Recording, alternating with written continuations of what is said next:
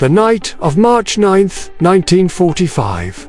Above Tokyo, the sky wasn't filled with stars, but with a new kind of terror. Hundreds of Boeing B-29 Superfortresses, the most advanced bombers of their time, droned through the darkness. Their mission was not just to drop bombs, but to unleash an inferno.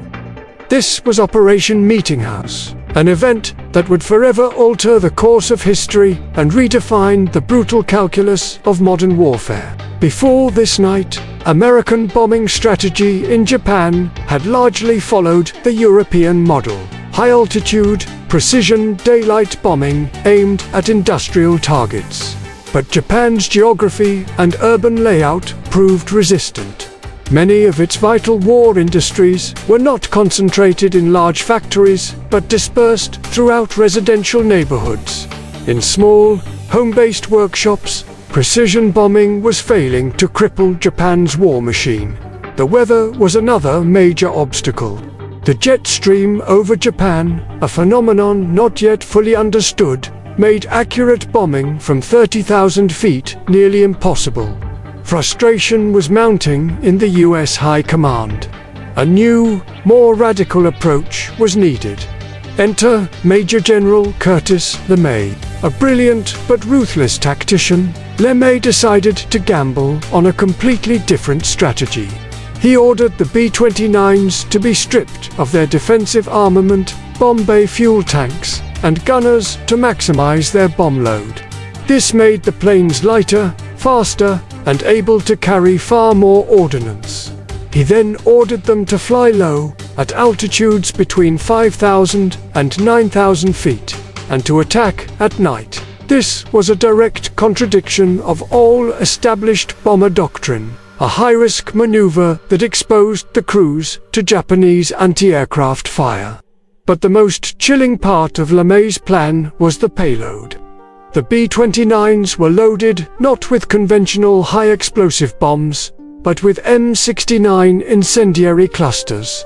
These were designed not to explode, but to scatter small, 6-pound napalm-filled bomblets upon impact. When these bomblets hit the ground, they would ignite, spewing a jet of flaming, jellied gasoline. The target was no longer a specific factory or military base. The target was the city itself. Tokyo's densely packed neighborhoods, with their traditional wood and paper houses, were, in LeMay's cold assessment, the perfect fuel for a firestorm. On that fateful evening, 334 B-29s took off from the Mariana Islands. As they approached Tokyo, the lead Pathfinder planes dropped their incendiaries in a large X pattern over the designated target area. A sprawling 16-square-mile section of the city that was one of the most densely populated urban areas on Earth. The bombers that followed simply aimed for the center of this burning cross. The result was a cataclysm beyond imagination. Within minutes, thousands of small fires coalesced into a single, monstrous wall of flame, a self-sustaining firestorm. The superheated air rose with such force that it created hurricane-force winds, sucking oxygen from the surrounding areas and fanning the flames into an unstoppable vortex. Temperatures reached over 1,800 degrees Fahrenheit. The city's canals boiled, metal melted. People who sought refuge in brick buildings were baked alive. Those who fled into the streets were incinerated by the radiant heat, or suffocated as the fire consumed all the oxygen. The inferno was so intense, it created its own weather system. Violent updrafts were so powerful, they could flip a 50-ton B-29 bomber as if it were a toy. Pilots reported the stench of burning flesh filling their cockpits, even at 5,000 feet. The glow of the burning city was visible from more than 150 miles away. For those on the ground, it was a descent into hell. There was no escape, fire blocked every street. Rivers offered no safety, as the water itself was boiling and filled with burning debris. By sunrise, the devastation was absolute. Nearly 16 square miles of Tokyo, a quarter of the city, had been wiped off the map. The official death toll is often cited as around 100,000, with over 1 million left homeless. However, many historians argue the true number of fatalities is much higher, possibly approaching 200,000, as many victims were simply vaporized or their remains were unidentifiable. In a single night, the firebombing of Tokyo killed more people than the initial blast of the atomic bomb dropped on either Hiroshima or Nagasaki. It remains the single most destructive air raid in human history. Operation Meeting House marked a pivotal shift in the Allied air war. The success of the Tokyo firebombing became the new template.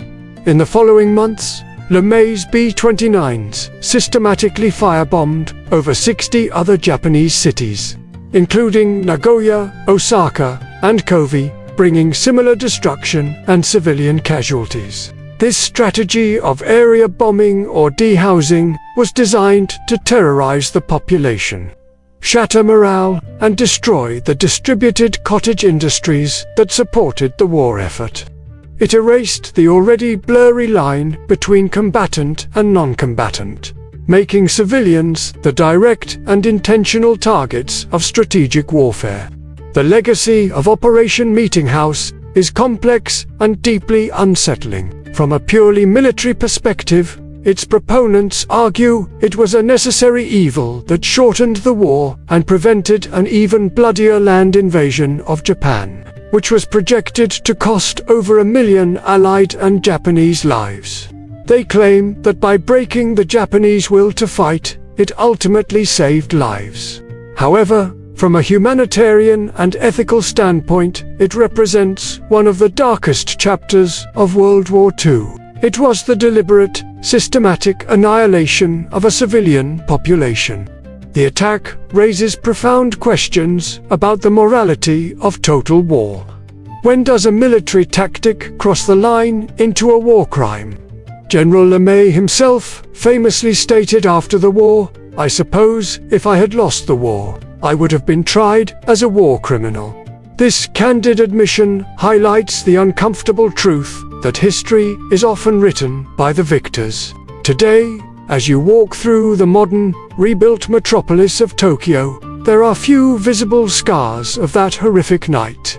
But the memory endures. Memorials and museums quietly stand as a testament to the lives lost and the city that was consumed by flames.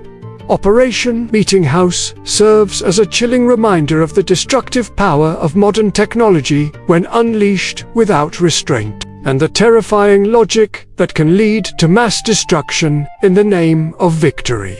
It forced the world to confront the reality that in modern warfare, the sky itself could be weaponized to rain down not just bombs, but an apocalypse from above.